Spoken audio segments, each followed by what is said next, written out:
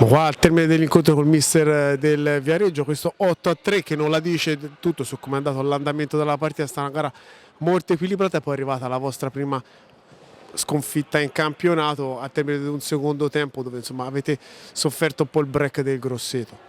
Sì, nel momento che forzavamo per recuperare c'è stato il break del Grosseto che ci ha un po', diciamo così, segato le gambe.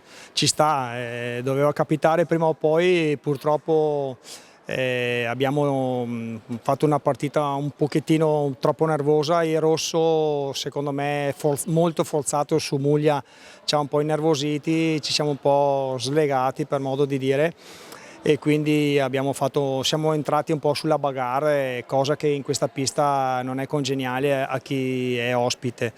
Il Grosseto ha fatto una ottima partita, ha sfruttato bene il contropiede, era messo bene in pista e quindi onora il Grosseto. Ci dispiace per il primo rosso perché ci sono arbitri di esperienza e arbitri che non imparano mai, e lì è stato forzato e ci ha danneggiato abbastanza, però poi dopo alla fine nel corso del secondo tempo insomma non possiamo attaccarci al fattore arbitrale, però lì abbiamo accusato un pochino troppo.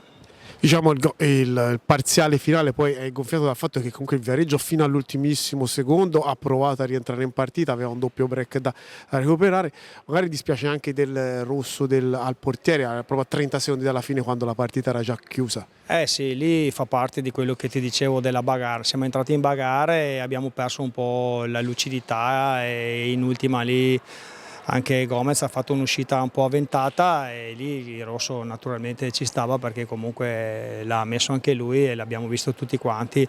Siamo stati poco lucidi appunto sul secondo tempo, potevamo recuperarla, invece non abbiamo avuto la lucidità per rientrare. La responsabilità in primis è mia, perché come ho detto ai ragazzi adesso non è successo niente, abbiamo perso una partita, ci sta, però mi prendo tutte le responsabilità perché c'è chi è il timone che deve tenere la barra dritta in queste situazioni e non ci sono riuscito.